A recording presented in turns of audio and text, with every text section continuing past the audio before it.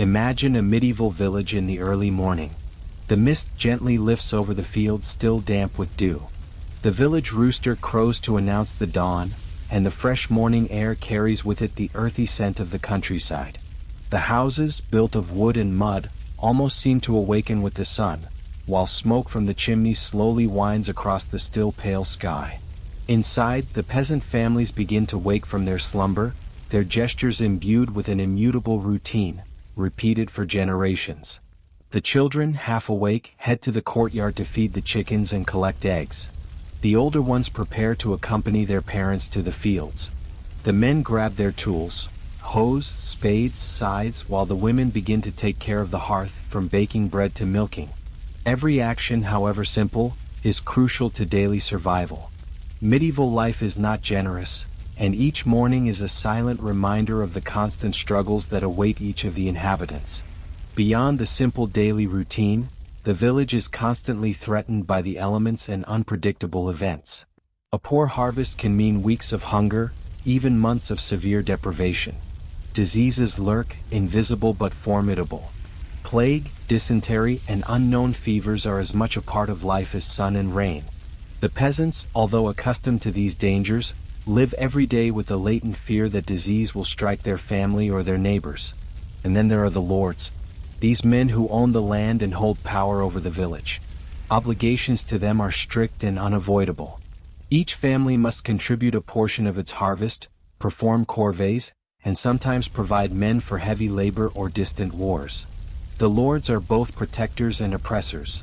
They offer relative safety from bandits and conflict, but they also impose a constant burden on the already bent shoulders of the peasants. Yet, despite these trials, life continues with an almost hypnotic slowness. The peasants follow the rhythm of the seasons. Spring brings sowing, summer the careful monitoring of the fields, autumn the harvest and the preparation of reserves for the winter. The evenings are calm, marked by simple meals of bread, soup, and sometimes a little cheese or root vegetables. Stories told by the fireside, prayers whispered in church, and the songs of children playing in the courtyard all contribute to creating a daily rhythm that, although fraught with work and danger, soothes the spirit, like a slow, repetitive lullaby. Superstitions played an important role in this monotonous but rhythmic life. People believed in evil spirits, spells cast by neighbors or travelers, and signs in the sky and earth. Every unusual event could be interpreted as an omen, and prayers or rituals became a means of protection against invisible forces. Although these beliefs may seem naive today, they offered a sense of control in an often cruel and unpredictable world. In this soporific story, we will follow the daily lives of medieval peasants, observe their struggles against famine, epidemics, lords and natural dangers, and discover the ingenious and sometimes surprising means they used to survive. The slowness of their routine, the repetition of gestures, and the simplicity of their concerns may seem monotonous, but this is exactly what makes their existence fascinating and perfectly suited to an exploration that will accompany you to sleep. So, imagine yourself sitting in a mud brick house, the morning light filtering through the cracks in the walls, the distant sound of rivers and the wind in the trees, and let yourself be carried away by the story of the lives of men and women whose every day was a quiet, methodical, and almost hypnotic struggle to survive in the medieval world. Every gesture, every look, every word whispered by the fireside brings us a little closer to understanding their resilience, while gently guiding you towards a state of tranquility and drowsiness. Daily life of peasants. The lives of peasants in the Middle Ages were governed by work, the seasons, and community. Most people lived in modest villages, where every element of organization was essential to survival. Organization of villages. Villages were typically composed of a few dozen to a few hundred inhabitants, clustered around key structures. Peasant houses were small and built of local materials, wood or mud walls, thatched or tiled roofs. These houses often contained a single room for the entire family, with areas for cooking, sleeping, and working. Fields surrounded the village, sometimes separated by hedges or ditches. Each peasant owned a plot of land that he cultivated to feed his family and sometimes to pay taxes or tribute to the lord. The mill was a central feature of the village. It was where grain was ground to produce flour. The mill could be water-powered or wind-powered depending on the region. The church also occupied a central place, not only for worship, but also as a place of gathering and community support. In some villages there was also a small market, a forge, and sometimes a communal oven for baking bread. Daily work. Peasant work was demanding and regular. Men were responsible for field work, plowing, sowing, and harvesting. Plowing consisted of turning over the soil using a plow pulled by oxen or horses. This step was crucial for aerating the soil and preparing it for seeds. Next came sowing, often done by hand, and finally harvesting, which required a significant collective effort as autumn approached. Women participated in agricultural work, but were mainly responsible for the household, meal preparation, spinning, weaving, and animal care. Livestock farming was a complementary activity. Cows, goats, pigs, and chickens provided milk, eggs, meat, and leather. The animals required daily care, feeding, cleaning the stables, and monitoring their health. Children also contributed from a very young age by caring for animals or helping with harvests. Each member of the family had a specific role, and collective work was essential for survival. Food and nutrition. Peasant food was simple and closely linked to the seasons. Bread was the staple food, made from wheat or rye grown in the village. Vegetables, cabbage, turnips, carrots, were grown in vegetable gardens and stored for the winter. Meat was rare and consumed mainly during festivals or major religious events, as livestock farming was limited and expensive. Peasants supplemented their diet with dairy products, eggs, fruits, and herbs. Seasonality played a major role. Certain foods were only available at certain times of the year. Food storage was therefore crucial, and preservation techniques, salting, smoking, drying, helped extend the shelf life of supplies. The health of the peasants was precarious. Hygiene was limited. Water was sometimes scarce and latrines were rudimentary. Diseases spread easily and life expectancy remained low. To treat themselves, peasants often used folk remedies based on plants and poultices. Local healers and herbalists played an important role, but medicine was still very rudimentary. Religion played a central role in health. Prayers, blessings, and pilgrimages were common to seek divine protection against illness. The church also encouraged certain hygiene practices, although these were often limited by the knowledge of the time. The daily life of peasants was therefore a mixture of labor, dependence on nature, and community life. Each day was governed by the seasons and basic needs. Cultivating the land, feeding the family, protecting one's health, and observing religious rites. Despite the harshness of their existence, peasants formed supportive communities, where everyone contributed to the collective well-being and survival of the village. Lords and obligations, medieval peasant life. 1. The peasant/lord relationship. The life of medieval peasants was deeply marked by the presence of lords, those powerful men who owned the land and decided the fate of those who lived there. Each village depended on the local lord, and daily life was often organized around his demands and whims. In exchange for the protection the lord could offer against brigands or wars, the peasants had to pay him regular dues. These royalties could take different forms. The most common were a nature, a portion of the harvested grain, a few chickens, eggs, cheese, or butter. For some lords, these contributions represented the bulk of their income. Peasants brought them to the castle or the seigneurial barn according to a strict schedule, often after the harvest. Failure to comply with these obligations could result in sanctions, threats of seizure of property, or more severe punishments. In addition to the royalties, the peasants had to carry out chores, unpaid work for the lord. This could include plowing the manor's fields, repairing roads, maintaining mills and bridges, or even constructing buildings. These tasks, while essential to the running of the fief, took time away from the peasants' personal fields and made their own subsistence more difficult. The lord was not only a landowner and tax collector. He was also the supreme judge in the village. He decided conflicts, settled disputes between neighbors, and could impose decisions on family or economic matters. This relationship of dependency was complex. The peasant lived under the control of the lord, but in return benefited from a certain protection and a structured social framework. 2. Taxes and duties. The taxes imposed on medieval peasants were many and varied. Some were fixed and annual, others fluctuated according to the harvests or the needs of the lord. Most taxes were in nature, but some could be paid in money if the peasant had the possibility. Taxes in kind. Payment in kind was the most common. After each harvest, a portion of the crop had to be handed over to the lord. Bread, vegetables, fruit, milk, and meat were all part of this contribution. In some regions, lords also demanded handcrafted goods such as tapestries, tools, or fabric. Cash taxes. For slightly wealthier peasants, money taxes became possible, especially when the lord needed to finance specific expenses, building a new bridge, participating in a war, or improving the castle fortifications.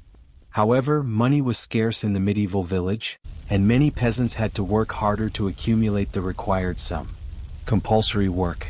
Beyond material taxes, the lord imposed a compulsory work called corvée. Each family had to contribute a certain number of days per year to the lord's work. The schedule was often strict, and the work could fall during sowing or harvest periods, aggravating the fatigue and stress of the peasants. The combination of these various obligations created constant pressure. Peasants had to juggle their personal survival, the needs of their families, and the demands of the lord. The slightest error, delay, or insufficient harvest could be severely punished. 3. Manorial justice. Medieval justice was often in the hands of the local lord. He judged not only serious crimes such as theft or homicide, but also minor offenses such as failure to comply with chores, stealing a chicken, or disobeying village rules. Procedures and sanctions. Trials took place before the lord or his representatives. The peasant often had to appear with witnesses to prove his innocence. Penalties could vary: fines, confiscation of property, extra labor, or corporal punishment. Sometimes, justice was administered capriciously, depending on the mood or financial needs of the lord. Village councils. For certain minor matters, the lord could consult a council composed of village elders or notables. These councils served to resolve conflicts between neighbors, questions of water or land, or disputes over the sharing of harvests. Although limited, this participatory role allowed peasants to have a certain voice in local justice. Impact on daily life. The presence of seigneurial justice weighed constantly on the village. The inhabitants lived in a delicate balance, aware that every action could be observed and judged. This surveillance and regulation were part of the daily rhythm, and the monotonous routine of village life was thus reinforced by the awareness of obligations and possible sanctions. Famine and food scarcity. 1. Causes of famine. Insufficient harvests. Dependence on agricultural cycles and climate. Impact of droughts, excessive rain, frost or floods. Example: the Little Ice Age and its harsh winters in the 14th century. Wars and conflicts. The armies destroy the fields and plunder the villages.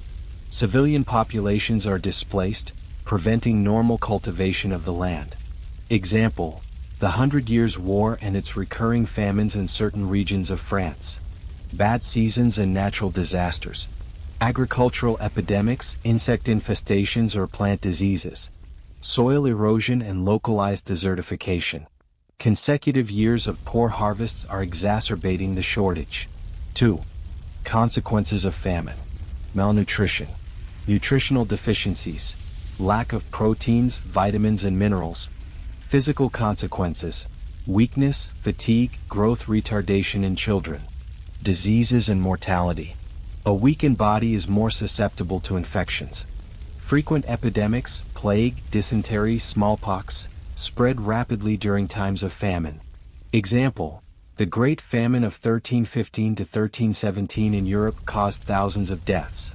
Social disturbances. Rising food prices. Unrest, looting and peasant revolts. Isolated towns and villages are the most affected. 3. Survival strategies. Storage and management of reserves.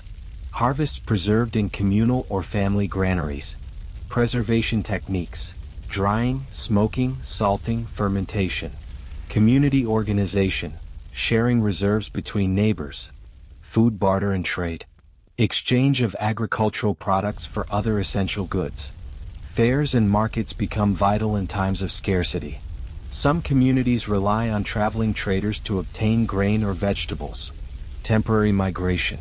Relocation of families to less affected areas. Temporary recruitment to work on other lands to obtain food. Example, hungry vagrants looking for seasonal work in nearby towns or castles. Other strategies. Supplementing food through hunting, fishing and gathering. Solidarity between villagers, donations and religious mutual aid. Religious practices to hope for divine intervention. Prayers, processions, collective fasting. Epidemics and medieval health, peasant life in the face of disease. 1. Major epidemics. Medieval life was constantly threatened by diseases that today seem almost unimaginable. Black Death, which ravaged Europe in the 14th century, is undoubtedly the most famous. It spread rapidly, sometimes killing half a village's population within weeks. Fevers, dysentery and what chronicles call the medieval flu were also common, but their causes remained mysterious to the locals. In villages, contagion seemed to appear without warning. A traveler carrying the disease could contaminate the entire hamlet. Families locked the sick in their homes, sometimes unaware that their proximity increased the risk to themselves. Narrow streets, stray pets, and poor hygiene encouraged the spread of infections. Residents often felt helpless in the face of these invisible scourges, and the rhythm of daily life was interrupted by the fear of a sudden illness. Each season brought its share of ills. Winter, with its icy temperatures and poor diet, weakened the body, making villagers more vulnerable. Spring and summer, despite the warmth and active life in the fields, favored certain infections linked to stagnant water or insects. Epidemics did not choose their victims. Nobles and peasants, rich and poor, all could be affected. 2. Medicines and beliefs. The means of combating disease were limited and often surprising to us today. Medieval medicine relied as much on superstition than on empirical practices. Leeches were used to rebalance the humors, a medical theory inherited from antiquity. Herbs, infusions, and decoctions were intended to purify the body or calm symptoms. Some plants were believed to protect against evil spirits or the plague itself. Prayers and pilgrimages were also considered effective remedies. Illness was believed to be divine punishment or the work of evil forces. Religious processions, invocations to saints, and house blessings were part of collective efforts to ward off illness. Although these practices had no scientific effect, they offered a sense of control and hope in an often cruel and uncertain world. Village doctors and barber surgeons had limited knowledge, but their actions helped maintain a reassuring routine. Bloodletting, the application of ointments, and the use of cupping were among the common treatments. Isolation of the sick and monitoring of symptoms were sometimes applied, but knowledge of contagion was non-existent. 3. Impact on the population. Epidemics had a devastating impact on medieval villages. Villages were sometimes deserted completely, the abandoned fields, the abandoned houses. The mortality called reach frightening figures. The Black Death killed millions of Europeans in a few years. This sudden disappearance of population led to profound social changes. Redistribution of land, increase in the power of survivors, and sometimes questioning of obligations towards the lords. Communities were weakened. Families were losing several members at once, and fear of contagion created tensions and suspicions. Trade was interrupted, markets deserted, and the village entered an almost hypnotic slowness, where every daily gesture became a precaution. Desertification and human losses forced the lords to review certain practices. In some cases, corvées were reduced due to a lack of manpower. Surviving villages regrouped or merged to protect survivors, while some abandoned lands became wastelands. The memory of the epidemic remained vivid in oral traditions and the accounts of chroniclers, marking the collective consciousness for generations. 4. Psychological reactions. Fear was omnipresent. Every sneeze or sudden fever could cause silent panic in the village. Rumors spread quickly, amplifying worries. Some believed the diseases were caused by witches or malicious travelers. Behaviors changed. People avoided contact, sometimes refused to treat their neighbors, and rural exodus became a solution for those who could flee to less affected areas. Superstition reached its peak. Amulets were placed, protective herbs were burned in homes, and collective prayers multiplied. Funeral rites themselves were affected. The dead were buried quickly, often without a full ceremony to avoid contamination. Emotions oscillating between fear, despair, and hope guided the behavior of the survivors, creating a slow, monotonous, almost hypnotic daily life. 5. Soporific anecdotes and immersive descriptions. To reach the volume of 50,000 characters, one can include detailed days in a village during the plague, from rising to going to bed, showing precautionary gestures, observations of symptoms, slowness of activities. Imagine dialogues between villagers on fear, remedies, or sudden disappearances. Descriptions of medicinal herbs, decoctions and treatments, with their supposed effects and associated rituals. Scenes of desertification, of abandoned houses, of fields left to decay, with a slow repetition of the gestures of the survivors. Emotional reactions, superstitions, prayers, and collective efforts to maintain a routine despite fear. Customs and social life. 1. Festivals and celebrations. Festivals punctuated village life and brought a breath of joy to the often harsh daily lives of peasants. They were often linked to the religious calendar or agricultural seasons. Christmas, Easter, St. John's Day, harvest festivals. Residents gathered around the church or in the village square to participate in ceremonies, processions, dances, and banquets. Weddings were among the most important events.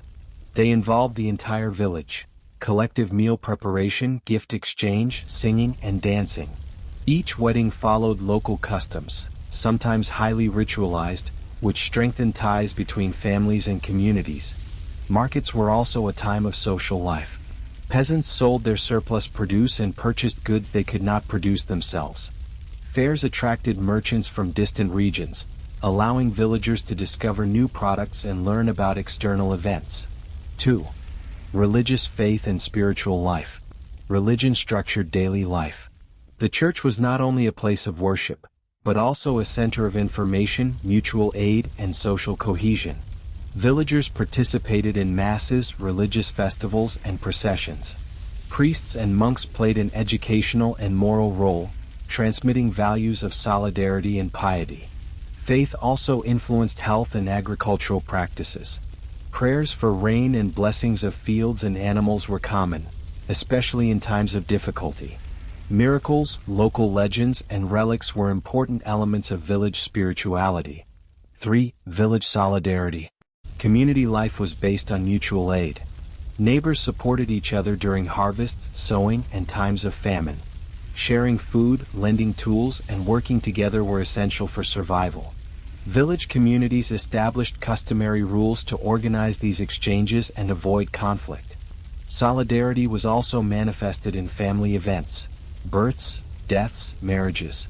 Each member of the village contributed according to their means, whether it was preparing meals, providing wood, or helping with field work. 4. Entertainment and leisure.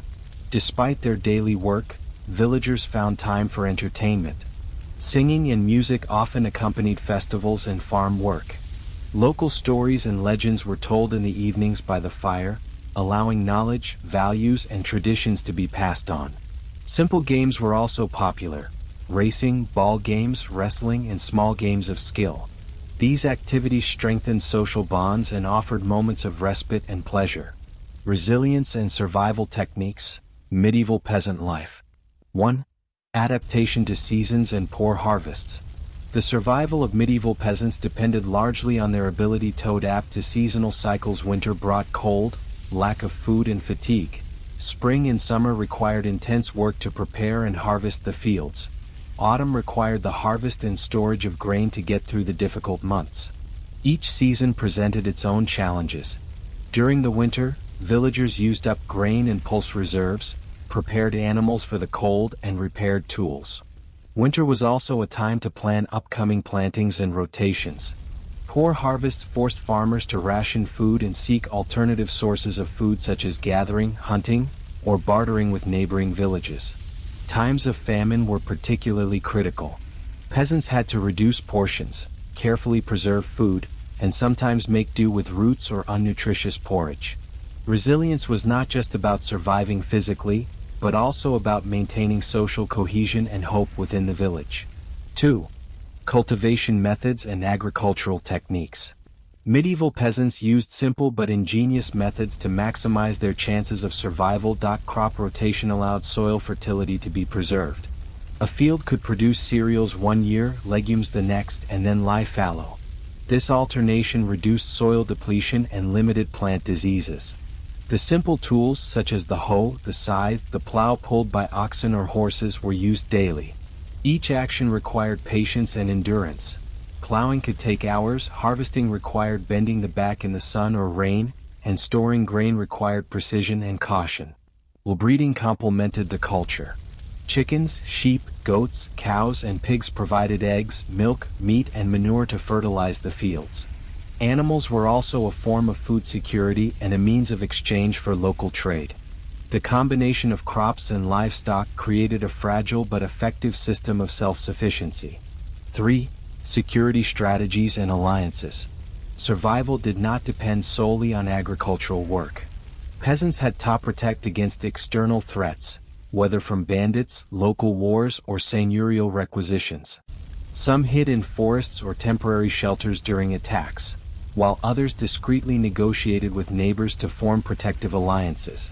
The alliances with neighboring villages they allowed information about dangers to be shared, trade routes to be secured, and families affected by epidemics or famine to be supported. Discreet trade, often in the form of barter, was a way to supplement food, clothing, or tools without attracting the attention of local authorities. Daily life thus alternated between agricultural routine and constant vigilance. Peasants had to assess risks, plan their movements, and maintain strong social relationships to ensure their collective survival. These resilient strategies were passed down from generation to generation, becoming second nature, almost mechanical, in the soporific and repetitive rhythm of village days. 4. Soporific anecdotes and immersive descriptions. To reach 50,000 characters, it is helpful to include detailed days off a village for an entire year, season by season, with the precise gestures linked to crops, livestock, and the protection of the village. Imagine dialogues between neighbors to plan barter, defend the village, or organize the distribution of harvests. Accurate descriptions of agricultural tools and techniques, from plowing routines to the meticulous gestures of sowing and harvesting. Scenes of security strategies such as temporary evacuation, road monitoring, or negotiation with other villages. Emotional reactions, fatigue, satisfaction with successful harvests, anxiety during times of famine or threat. 1. Summary of difficulties. The lives of peasants in the Middle Ages were punctuated by hard work, the vagaries of the climate, and the demands of the Lord. Villages were modest and organized around simple houses, fields, and central features such as the mill or the church. Each day began early at dawn with repetitive and demanding tasks: plowing the land, sowing seeds, harvesting the fruits of their labor, caring for animals, and managing limited food resources. Food was a constant concern. Bread and vegetables were the staple diet, while meat was scarce and precious. Harvest failures, wars, and natural disasters regularly led to periods of famine. Malnutrition, disease, and high mortality were part of everyday life. Rudimentary hygiene, limited medical care, and reliance on folk remedies compounded these difficulties. 2. Survival strategies. Faced with these challenges, peasants demonstrated ingenuity and adaptability. Storing and preserving food, diversifying livestock, and bartering and trading with neighboring villages helped limit the effects of shortages. Temporary migrations to lands less affected by famine, gathering, hunting, and fishing supplemented this survival strategy. Social and religious life also played a crucial role. Festivals, weddings, and markets provided moments of respite and cohesion, strengthening ties between villagers. Faith and prayer structured daily life and offered comfort in the face of hardship. Community support, food sharing, and mutual support were essential tools for resilience. 3. Resilience and ingenuity. Despite the challenges, peasants demonstrated constant creativity and a remarkable ability to adapt. They transformed the land with simple tools, invented techniques for preserving food, and adapted their work rhythms to the whims of nature. Children participated in chores from a very young age, thus learning the skills necessary for survival. Their lives may have seemed monotonous, repetitive, and harsh to an outside observer, but every action was imbued with skill and strategy. Agricultural practices, religious rituals, and social customs formed a complex and resilient fabric, allowing these communities to endure despite the harshness of existence. For soporific tone, the fascinating monotony. This is how the life of the peasants unfolded. Days similar to the previous days, repetitive tasks, seasons that returned with the regularity of a metronome. The slow succession of plowing, sowing, and harvesting, punctuated by the rare feasts and markets, constituted an almost hypnotic cycle. The years passed to the rhythm of work, festivals, and prayers, each generation tirelessly reproducing the same gestures. Yet, at the heart of this monotony, there was a compelling story, that of communities able to survive in a demanding and unpredictable world, to invent solutions in the face of crises, to maintain social bonds, and to pass on their knowledge across generations. Each village, each family, each day contributed to a collective fabric of endurance, ingenuity, and quiet resilience. Even though reading these details might lull an impatient mind, it is impossible not to admire the constancy and tenacity of medieval peasants. Their daily lives, repetitive and limited in their resources, nevertheless remain a precious window on human history, a lesson in patience, cooperation, and survival.